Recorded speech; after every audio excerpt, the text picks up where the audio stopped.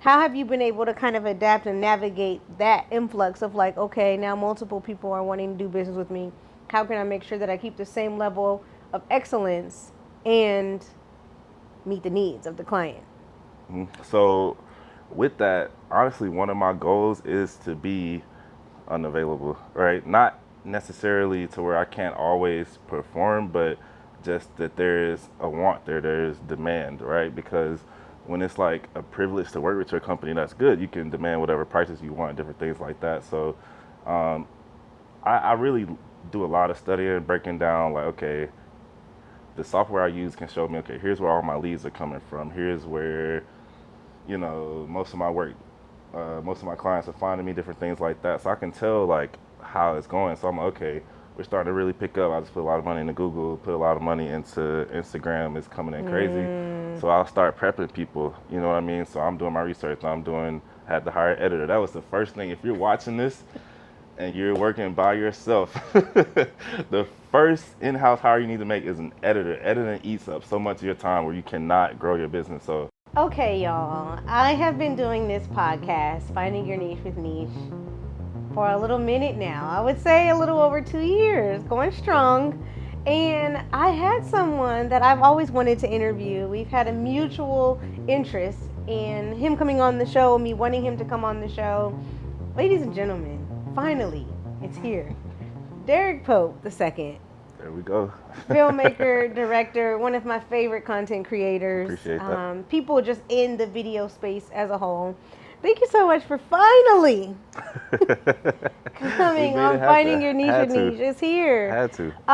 First of all, when I was doing a little bit of research for the show, I noticed something, and this is something that I actually always notice when this happens. Okay. But Derrick Pope II, I am always like interested in people who keep the second, and they make a big deal that people know that they're the second. Okay. So can you talk to me a little bit about that? Because I think that's a conversation around identity and a conversation around the legacy, essentially. So can you talk to us Hey, you know about what's why funny? you keep the second? The main thing, and he gonna watch this too. I'm doing some dope things, man. I just don't want him getting credit for it. My pops, man. That's all it is. No. But no, it's just growing up, like, once I got old enough, start getting mail and just different things. My mom be opening my mail and his mail at the same time and stuff. Like, we just get mixed up a lot. So it's just like separating all that. Like, Got you.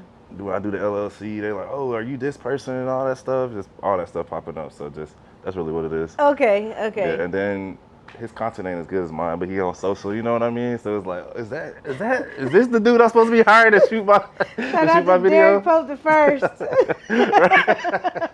No, Right. I think that's really cool. All right, speaking of your name, really your career, your skills precede you because you're super dope, and I'm super Appreciate that. excited to have you on.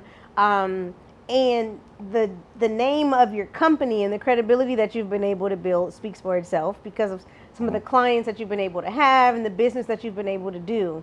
Talk to us a little bit about the inception of you realizing, oh my goodness, I love video. I want to do this for a living as my niche. It really started before the production company, right? So going back to Derrick Pope the first, right? I give him credit for the creativity, right? So when I was in elementary, we used to have aspirations of having an animation company, right? So we was working on animation, doing different things. It kind of fell off because I got busy with basketball and everything. So I've always had that creative gene. So getting into basketball, I would do like my own highlight tapes. My pops would do my highlight tapes. So we would just, that was the first intro to video. And then I was overseas around 2018 playing in Germany, and we had to train kids, different things like that. So I was taking videos just on the phone, posted on social.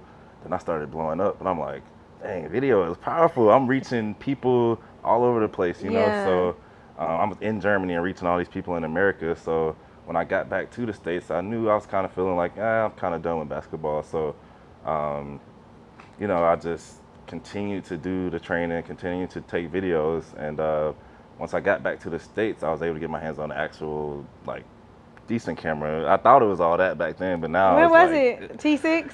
it wasn't even a T6. It was one of them. It was some lenses. It don't even come off the camera. You know what I mean? The little kit lens. It's like we zoom, but it was cool for what it was. It was a Canon. So it started turning my brand up. So just that quality, people started recognizing. I was able to make a lot of money. So I'm like, okay, if it can do this for me, I know it can do it for other people. And I already had like local people telling me like, oh, can you shoot me a video and everything? So I spent, like I said, I was overseas, but it wasn't like top level NBA type thing. So I had to get some money. So I spent about $4,000 at the time that I didn't really have. I put it on credit.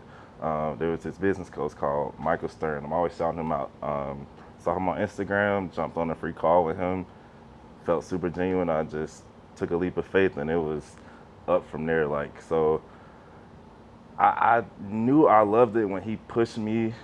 That first video I had to do, I was like, is this good enough? No, reshoot it. And I had to do, it was the hardest thing. He was like, this is gonna be the hardest thing you've ever done. And I had to just keep reshooting. He's like, it's not gonna be good enough. This is your staple that's gonna put you out there. So, but I enjoyed every second of it. When I saw the things I create, like you can really make things that don't exist or just recreate, tell any story. So, yeah, when I made my money back before the 3 months was up, that's when I knew. I'm like, okay, yeah, this is it. This is it. Right, the money part. Right. That's lit. One of the things that I really like about your story specifically when it comes to film and when it comes to shooting is the lane, I guess, that maybe you would have the most strides in, which is in the corporate space. I say, like, I know it don't look like right? it, right? It don't look like it. But I really think it's cool because, and you can correct me if I'm wrong, but I feel like if you are a shooter and you shoot video and you want to learn more, you want to figure out how to scale your business, getting into the corporate space is one of the, I'll say this, it is, and you can correct me, easiest client to shoot as far as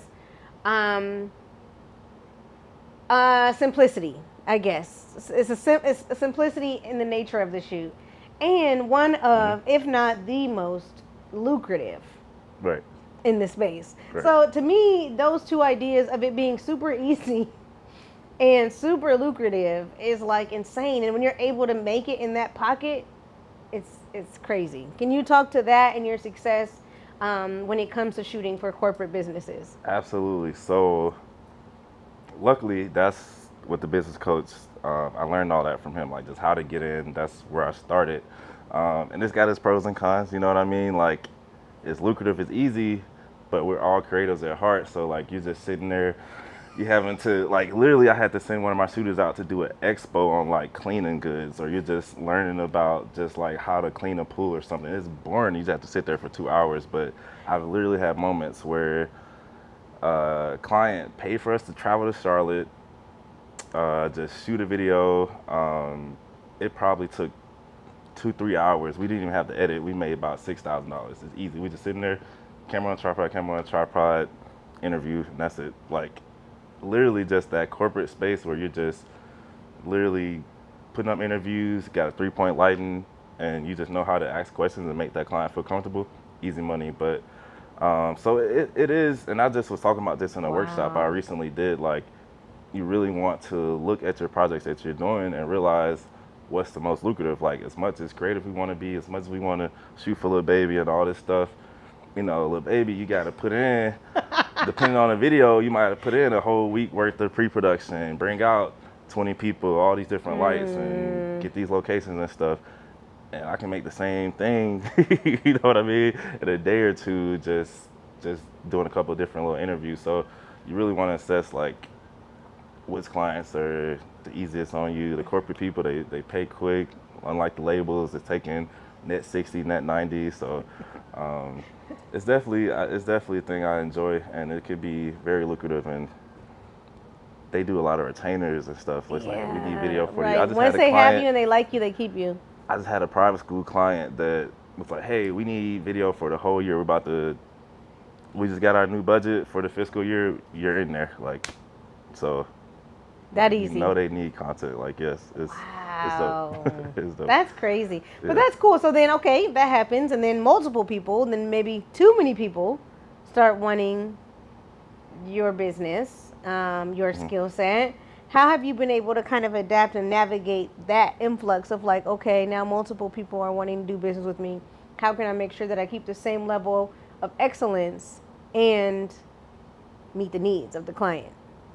So with that, honestly, one of my goals is to be unavailable, right? Not necessarily to where I can't always perform, but just that there is a want there, there's demand, right? Because when it's like a privilege to work with your company, that's good. You can demand whatever prices you want, different things like that. So um, I really do a lot of studying, breaking down like, okay, the software I use can show me, okay, here's where all my leads are coming from. Here's where, most of my work, most of my clients are finding me, different things like that. So I can tell like how it's going. So I'm like, okay, we're starting to really pick up. I just put a lot of money into Google, put a lot of money into Instagram. It's coming in crazy. So I'll start prepping people, you know what I mean? So I'm doing my research. Had to hire an editor. That was the first thing. If you're watching this and you're working by yourself, the first in-house hire you need to make is an editor. Editing eats up so much of your time where you cannot grow your business. So I had to hire an editor, and that's when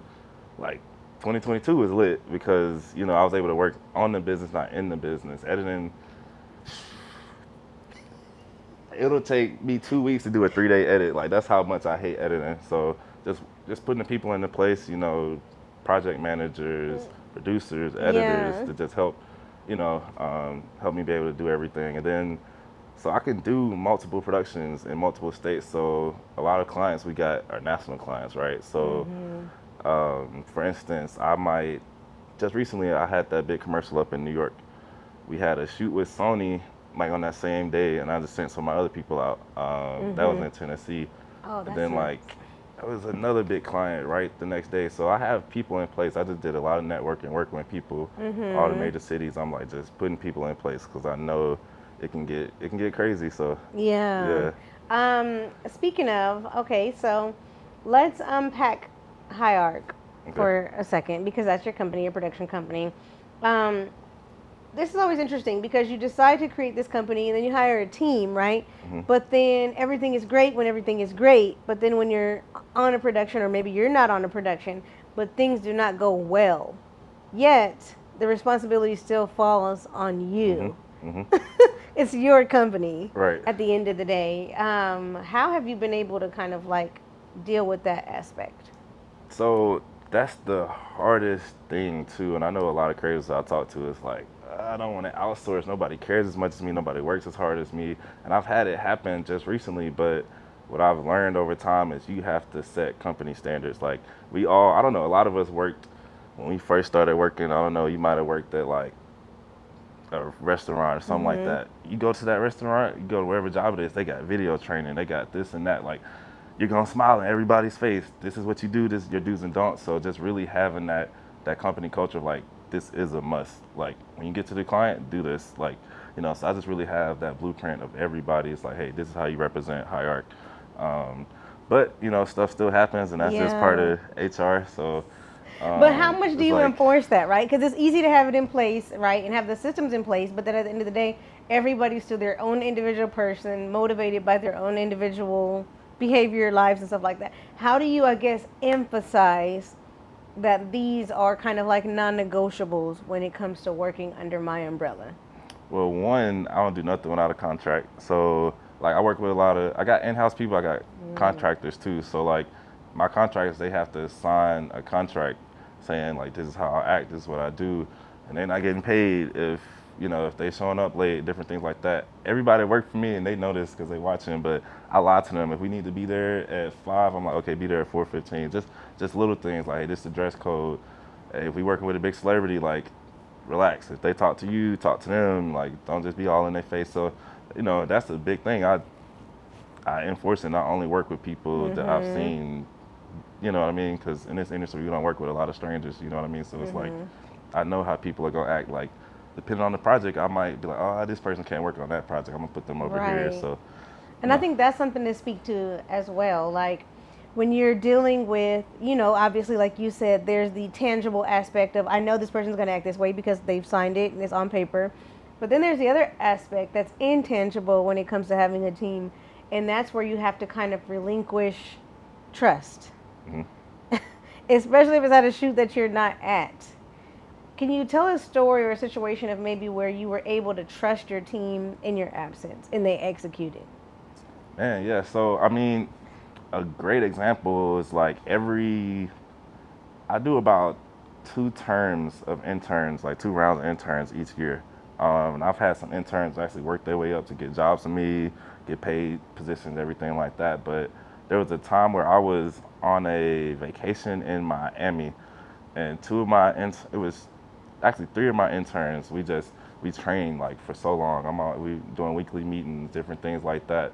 And I had a pretty decent client. It was another really big production company working with another big client. And I had just been training them for so long, and I was like, well, it was a 2-day shoot. So the first day I did a virtual producer. I was just like tuning in, okay, make sure everything's there. And they killed it. And it's just about really just putting people out there. So like if it's a smaller project, I might, even when I'm supposed to be there, if it's like I might take on a smaller project when I'm working with interns, different things like that. And I'll just hand it out to them like, oh, here, you got it. And they're like, oh, wait. I'm like, you got it. Like, this is what you need to do. Go get that experience. And they have success with the smaller projects, and they just build up that confidence. So, like I said, I was chilling in Miami, and my team, it was a pretty solid like green screen production. Like they had to have the lighting ready and writing everything, and they killed it. I let them go. Was it nerve-wracking for you though? Like, were you the whole time kind of pressed? Like, God, I hope they don't. It was. You know what? It was, but it comes. You just have to have that confidence in your teaching ability, and just knowing you have to delegate. And like, I believe in God, so it's like, hey, look, if I lose this client, it's not meant for me. And I had that confidence. There's gonna be multiple more to take their place. So yeah, it's just like. You get to a point, honestly, it's like, I can't keep doing this myself. Whatever happens, but I gotta bring some other people in. So it's just like a little bit of that too. But yeah. To be honest, I'm like, you will drain yourself. It get crazy. So that's funny. Yeah. Speaking of you saying that, you just reminded. Okay, so on the contrast, do you have a horror story where you're like, I trust you guys, y'all got it, y'all know what? Y'all know what to do. You see the footage and you're like, I can't even turn this in. Yep. Yeah. So on our first shoot with Sony. You said Sony? Sony. Yikes. The Sony, right. Oh my God. I'm shooting with another. Wait, time out. Right, yeah. Wait a second. You are a shooter shooting for Sony. Wait. The Sony? Yeah, and we had to shoot with Sony cameras. Like, and that was a requirement. Okay, go ahead. They're like, you can't, you gotta shoot Sony. Tell the story, Derek. Tell the story. So, like I said, it's a mind you, the company that I'm working with up in New York is huge. Like, they're all global, everything like that. They're publicly traded, everything. So I'm like, gotta take that. That's a $250,000 project. Gotta take that. Right. So, but then Sony hits me up for a smaller project, but I'm like, it's still Sony. They're like, hey, we'll put you in our vendor database, everything like that. I'm like, I gotta do it. Like, we gotta make this happen. So I called up some of my people. But the Sony camera requirement was a little curveball. You know what I mean? Because we usually shoot other cameras. And I was like, I put everything in place, but I didn't think about, there's this one thing. It was the Sony FX6. And my guy that was shooting it, not gonna name drop, but my guy that was shooting it, he called me. He's like, man, I just got back to the editing bay, everything like that. That camera didn't record any other footage. I was just like, Sony, what? You know how you're so stressed out, you just calm, you're just like, okay, all right. So that's a nightmare. Back, and I'm like, are you sure? That's a shooter's nightmare. Are you sure? He's like, it was showing that the light was red. It was recording, like, it was supposed to be recording. And I'm just like, oh my God. Are you serious? It turned out he was trying to shoot internal RAW, but that camera didn't do it. So it was acting like it was recording, but it couldn't do it in camera. It would have to do it to an external monitor. So I'm just like, and I called him. I'm like, I have to reach out to Sony. So I'm just like, hey, you see how my voice is shaking, just talking, just bringing it back. Hey guys. we got a problem. Oh my are we able to, my people said, so one camera worked, and they got mostly, and luckily they were able to shoot proxies. They recorded proxies, but it didn't record the full res. But it's Sony, they don't want no proxies. Like, they make cameras, you know what I mean? So I have a hate relationship with proxies. man. God. So yeah, so I just had to let them know, like, hey, are we able to reschedule? I got somebody in Tennessee to go out for free, like nothing. They're like, yeah, that was the only time, like, they're booked, like, and I'm just like, oh my God. Oh my God, that's a pretty big L. I was so mad, but luckily we were able to make it work. And like, that's the thing with this industry, it's all about problem solving. So there's a software that can like upscale the the proxies, make it look kind of decent. Like, it wasn't perfect, but luckily for that project, it wasn't like one of those that had to be like major commercial things, like RE quality type thing. But so you made me think of something. Stressed out. I was so stressed. Sony, like, I'm like, that's like a shooter's dream. Like, that's insane. So, yeah. But you made me think of something. So now, like, when it comes to it actually being hindsight 2020, because not to say you can finesse certain people who don't know about shooting. I mean, it's Sony, so they probably know. But like, do you think maybe you should have not called them and then still tried to do the ProRes bump up proxy, and then just send it?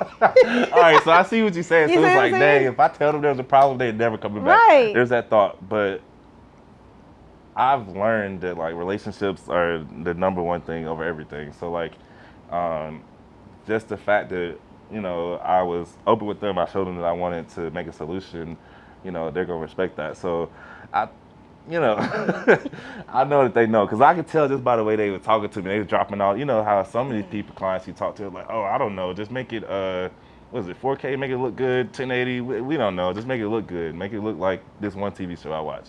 He's like, okay, they don't know. But the Sony people, it's like, all right, so we want it in this compression, we want it in this resolution, and we're gonna use this lens, and make sure you export it like this. I'm like, okay, they know their stuff. So it's like, there's no finessing Sony, like, no.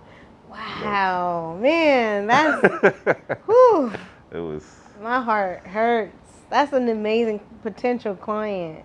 And that's oh man, that's bad. Well, lesson learned. What was your biggest takeaway? I still follow up with them, and I'm like, okay, well, like, how did everything turn out? How you doing? Yeah. I told them I was going to buy a Sony camera and stuff, so it's like, trying to work that relationship. But what you saying? I said, what was your biggest takeaway from that experience?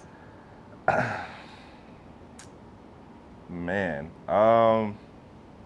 just be more thorough. I think I could have been more thorough. I was so focused on that huge project that I could have, like, I just assumed I gave that dude the benefit of the doubt. And I should have just been more, like, you always, as a leader, you don't want to micromanage, but you just got to, like, be detailed. Because I've noticed that a lot. There's something about employees, and that's a hard thing. Like, when your leader's like, why don't they just work independently? Why are they asking me so many questions? Why are they doing this? But that's just what it is. I don't know why, if it's just a thing where they don't want to work outside their needs, their duties, or whatever it is. But they're always asking me. I find that, like, they're always asking me questions, and I'm always having to, like, just over explain stuff. So I just need to keep that same energy throughout all aspects. Like, just be detailed. That's stay 5 steps ahead, especially 15 when you're working with Sony. But I think speaking of staying 5 steps ahead and being, I guess, essentially let down when it comes to being in this industry, you've experienced 2 pretty traumatic things just recently this year in your life when it comes to you shooting. Something that I literally am sad that I keep hearing this, but you were robbed. Your gear was stolen. Because you're not the first person. You're literally like, I would be devastated if that happened to me, because we already know, like, how much all of this equipment costs, how much we've invested into it, and then just to find out it's gone. Can you talk about that, your realization of your equipment being stolen, and how you've had to kind of, like, recoup as a result? So for everybody that had, like, the crazy reaction, I didn't actually get, like, when you think the word robbed, I wasn't held up like, give me the cameras. Like, we were at an event. I was shooting for one of my retainer clients up in New Jersey. He said, give me the hey, that happens though. Like, take them, like, but so that happens. But one of our retainer clients up in New Jersey was up there shooting an event, It was extra early, so we're thinking everybody that's there is for the event. There was these 2 Spanish guys that were not supposed to be there, and we literally talked to them like, hey, do you have your tickets? Are you supposed to be here? And they're like, oh yeah, my friend's gonna bring my ticket. It was like, okay, cool. I set my camera down because there's a bunch of workers around. Somebody asked me to go help. Like literally, I was gone for 3 to 5 minutes. I come back, camera's gone, and I'm just like, did somebody pick it up? Were they cleaning? Because they were cleaning. I'm walking around because I'd be having times where I'd be tripping. You ever had that time Yes. where you like, who stole my, who's about it? Then you be like, oh, it's right here. So I'm thinking it's like one of them moments. I'm like, because this happened to me. I'm like, yo, no, it's really gone. They pull up surveillance, and them same dudes, sure enough, they walked around, was looking, waiting for it to be clear. He had a suit jacket, put it over the camera, and then dipped out. Like, we saw them all, they had crazy surveillance. And then by the time they got down to they were walking, by the time they got to the door, they took off running. So, you know. They never got any kind of penalty or consequence? Like, did you ever find them and like? I mean, I had to file a police report, you know. Wow. They was slow. I mean, it's not big on their Yeah. radar, so they weren't really. So then what did you do with the shoot that day? You're down a camera. So that's why I'm able to charge so much, because I just tell my clients like, hey, like when you work with people like that are experienced, there's an answer for everything. So I always have backups. I bring, even if it's a 1 camera shoot, I'll have like 3 with me. So I happen to have 3 with me, and I just made it work and just was able to switch stuff on and off. You know, there was a little drop off in quality, different lenses and everything like that, but you know, I definitely took about an hour to just go circle the block looking for them. So they missed that hour for this. Yeah. but yeah, so I was able to still get the shoot done. And that was a whack. Wherever y'all are whack for that. Right. Ugh. But that's hard, and I hear a lot of people kind of talk about that, and that's something, I guess, like you said, if you have all your ducks in a row and if you have things in place, you can still be able to execute and to like essentially get the job done. Mm-hmm. There was something else that I saw you mention. I don't know if you talked about it yet, but you had like a near-death experience. Was that associated with shooting? No, that would have been crazy if that was associated with shooting. No, that was just I was on vacation. That was a vacation I took spontaneously because I was just so stressed out. I'm like, I've been working like crazy. I haven't slowed down. I was like, dang, I haven't slowed down this year. I need to go take a vacation. So that was just me being extra dehydrated on the plane. I'm just like, wow. I don't think I'm gonna make it. Like on the plane, you could feel yourself like fading away. Yeah. That's scary. And it was because I've had a really bad allergic reaction before. And they say those are like life-threatening. And when I had that, I felt myself like slipping. They were like, stay with us, don't try not to go to sleep and everything. So it was kind of similar to that feeling, except I was in a plane. So it's like, and I didn't want to, I'm like, dang, I'm about to have to make them You can feel yourself though? Like, what does it feel like? So well, first off, I felt like it was me and God one-on-one. I'm talking to him like, yo. Really? No, I'm begging. I'm like, please just let me make it. Like, I would change like in my your ways, mind, everything. like in your mind, you're just like, you just felt like a very spiritual moment where it's like, this is it. But no, I just felt myself getting weak. It was just like, you know how you can like just kind of feel your body, you're present, like you feel your legs and everything. I didn't feel that. I'm just like suffering. Like it was painful. I could barely breathe. I'm just like going through it. I wasn't barely conscious. So I'm just like, I felt myself just kind of like, oh my God. Yeah, just imagine a phone on full percentage and that percentage is just slowly going dropping. down. That's how it, that's scary, dude. Yeah, I was like, did you tell somebody? He's like, hey, I feel like I'm dying. Like, what did you do? I mean, it was, I didn't want to bother nobody or freak nobody out. You so didn't it was want like, to bother nobody with the fact that you're dying. I was just sitting there, I was just like sitting in I had to go to the airplane bathroom. So just polite. like, such a gentleman. Because imagine if you're on a plane and somebody's like, I think I ain't land the plane early. Like, you gonna be like, yes, absolutely. That would be crazy. That but would be. I didn't. Excuse me, everyone, I'm dying. Stop this plane right now. If I'm dying. I was trying to muscle through. I was like, all right, if I can just that is muscle, scary. I just need some air. I need to breathe something. And it was really when I was locked in that, because at first I didn't know it was starting to just like get worse and worse. So at first I was like, I just need to run. I was just hot. I got a fever. I need to go to the airplane bathroom. But it was when in the air, I was like, dang, this might be it. This is how it ends in the airplane bathroom. Yeah, I didn't even feel like getting up. I didn't have the energy at that point. I'm just in there just like, oh. So I'm just like, God, like, don't let it be this. Like, don't let it be this. So Okay, so you have this moment with God, this heart to heart, and you are saying to God, God, if you let me live, I will do what? Just change my ways. Like, I know I'm not perfect, and like, I had gotten like, it's easy when you just working so much, so busy, you get caught up and you're not really caring about other people. You're just doing what you want to do. Like, you get to this selfish point. I knew I was at that selfish point, and I was also like operating in my gift, but not my purpose. And I was just telling the guy behind the camera this, you know,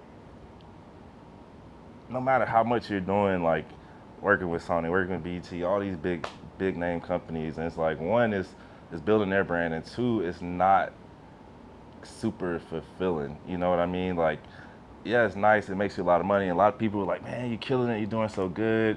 I'm just like, y'all don't even know. I feel so empty still. And it's because I've actually talked to God too about it. And he's like, I need you working on your purpose. Cause that's always big for me. Like, I got to operate in my purpose.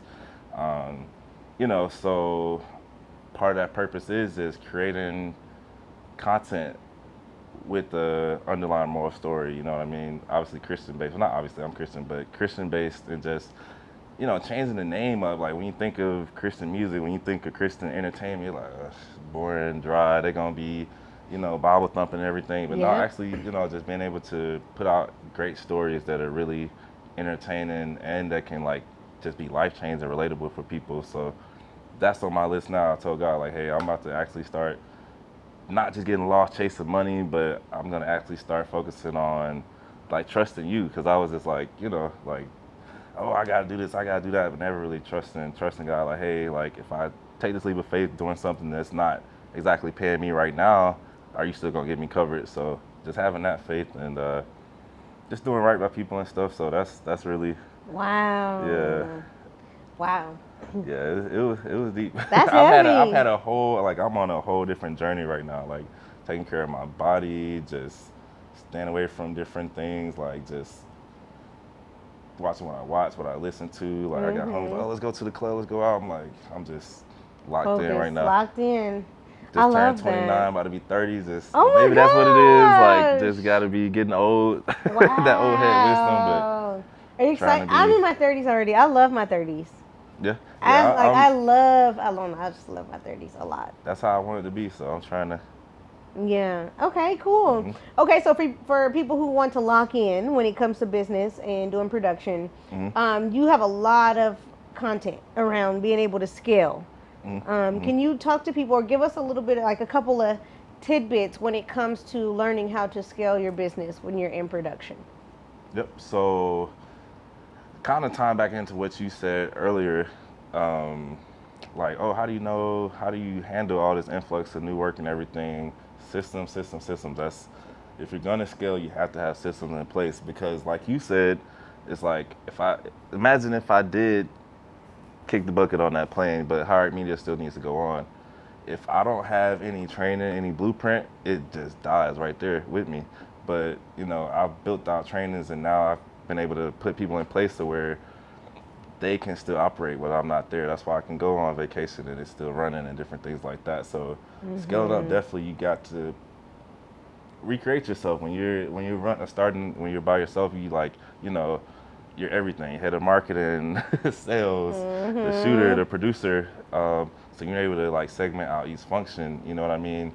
That's when you can really, even if you're still operating them, just having the blueprints for them, because eventually I'm gonna hire somebody for it. That's huge. Wow. That's definitely huge. And then just investing in yourself. A lot of people, like, talk down on a 9 to 5, and I'm like, yo, that's your gateway, especially if Yeah. you're not there yet. Like, that's how you can invest. Because at first, if you're just, a lot of people, they got the business, then they eating off the money.